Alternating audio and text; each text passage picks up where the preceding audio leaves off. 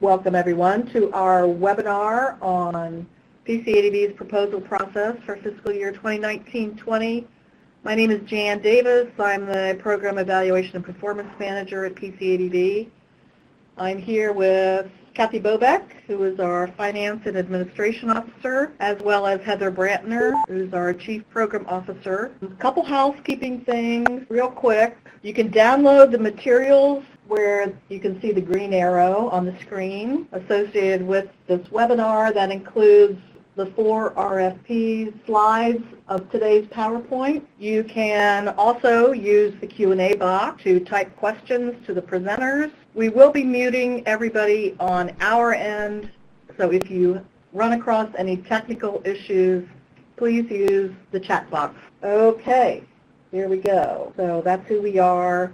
We did not include our photos today. You already know what we look like. So the purpose of this webinar is to help programs review the guidelines and the proposal process. We are using a totally online platform for this year's grant submissions. So we're going to talk about what that process looks like. We're going to review the materials that your program needs to complete and upload. In some cases, you need to download, complete, and then upload. So we'll talk about those. We're going to talk a little bit about the role of the Independent Review Committee, and finally review the timelines for proposal submission, review, and notification. First and foremost, read each proposal thoroughly that you plan on applying for. It is essential that you understand what will be expected of the program when you begin entering information and uploading your documents. That is the closest we're going to come today to content-related suggestions. Read and follow instructions. If you have questions or if you have any electronic issues, there will be a link at the end of the PowerPoint to our help desk, so please use that if you need to, if there are some issues with using the web portals for the RFPs. We will have narrative sections available for you to enter information regarding problem description, and that's included in each of the RFPs, as well as a narrative section on your program or project description. So I believe the word limit for both of those is, for the problem description, you have 1,000 words, which is about 2 pages, and for the project description, you have 2,000 words. So we're looking for a very clean, concise, tight description that illustrates the issues that are within your counties, and the project description, which should deliver a compelling story to the folks who are going to be reviewing your proposal. So our proposal process, our proposal system is a piece of software called Zension. It is produced by a company called WiseHive. It is probably one of the most beautifully simple pieces of software I have seen in a long time. It's not like ETO. For those of you who use ETO case management, it is not like that at all. If you don't love this platform, please let me know. It does exactly what it's supposed to do. And it's going to be used by the applicants as well as the reviewers and also the finance staff who will be reviewing your fiscal information. We're going to move on to materials to complete an upload. We would strongly recommend that you not cut and paste an old narrative from an old proposal into the web portal. Our reviewers don't know your programs. They have no familiarity with the process involved. You will need to deliver some very tightly worded descriptions within the narrative section, and it cannot be accomplished through a cut and paste. The reviewers, many of them are very experienced at reviewing grant applications, so they will probably know when a cut and paste has occurred. So I would avoid it. There are a number of forms on the grant portal and a number of other forms that need to be uploaded. Those include your letters of support, your audit, the most recent Form 990, and your cost allocation plan. Even though your program may be applying for 3 funding areas, you need to upload these materials into each of the web portals because each independent review committee is different from the other. So, and they all need the same materials to review. So that's That's how we need to do it. Make sure that your work plans and your budgets correlate to each other. Your work plan should show some sort of logical progression of activities and output and persons responsible. And the budget should also illustrate how those positions are funded and any operational costs. So for any programs that are going to be submitting a proposal, if you are a for-profit entity, you would not have a 990 and you may not have an audit. Instead of an audit, if you have a financial report prepared by an independent accountant, such as the compiled financial statements or reviewed financial statements, upload that in lieu of an audit. Okay. Thank you, Kathy. So the narrative sections within the web portal for each funding area include the problem description, the project description. There will be a downloadable form that you can use for your work plan. We've included a work plan template this year, and also a section on organizational capacity. Okay, what are we tasking our independent review committees with? We're using them to provide objective, fair, and balanced review and scoring of each of the RFPs using a scoring matrix that's a 9-point scale for each proposal. We made a nationwide call for reviewers. We're looking for folks with significant experience as nonprofit management specialists, grant reviewers, grant writers, and we also are interested, and we're still getting applications, in people who have allied experience. It wouldn't necessarily need to be domestic violence, but it would be something very closely related within the field. Healthcare folks, folks with reproductive health experience, attorneys who have done legal service work at some point in their professional lives. We are also very acutely aware that there may be some retired executive directors who will be reviewing. They will not be assigned to any programs they have managed or really any programs that might have been in areas surrounding the programs they may have managed. They will take steps to ensure that that does not occur. We can manage most conflict, and if there are some that we are not able to manage, we will ask the reviewer to bow out of the process.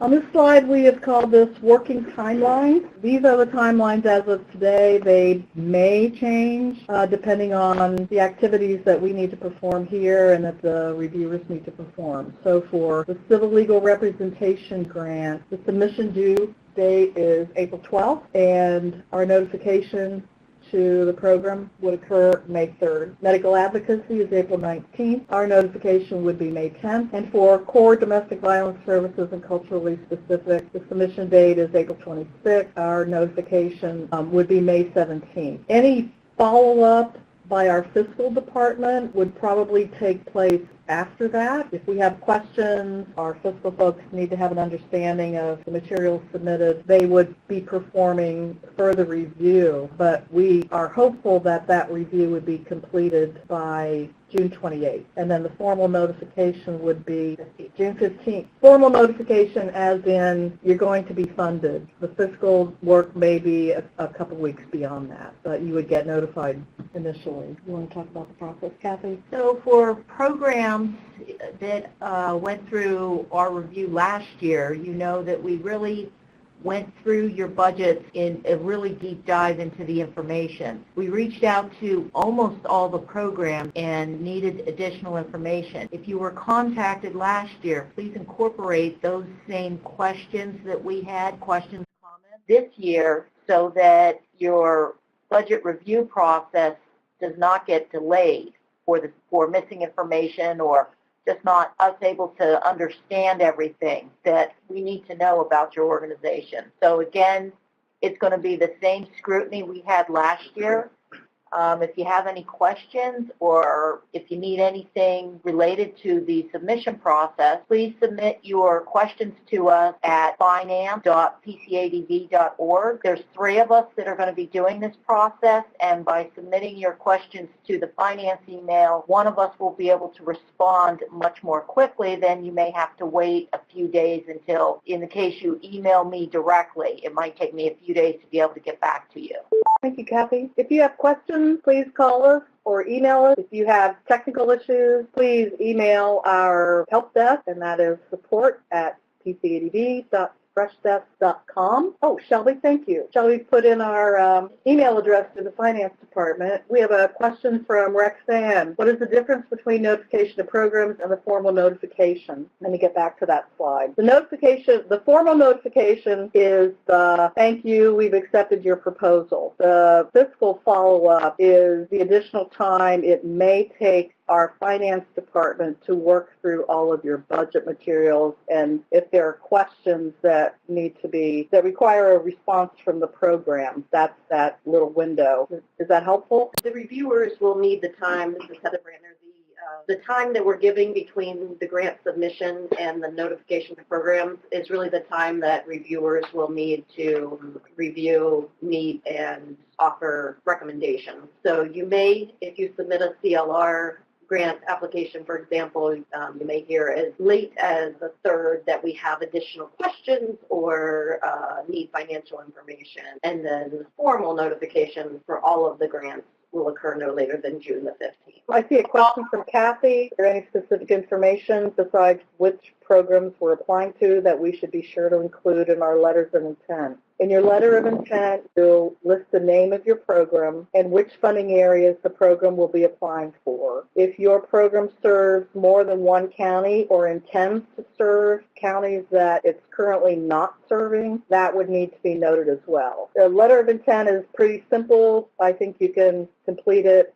in a couple paragraphs and then upload it to the web portal. And we have people typing. Rexanne, so notification of programs does not mean our RFP will be funded. We will know if we are receiving funding at the formal notification. Correct. Okay. And Christine is typing, should I receive an email confirmation? You will receive a confirmation. Okay, but is that from the letter of intent? That's her question. Oh, I'm sorry, I misunderstood. This is Heather.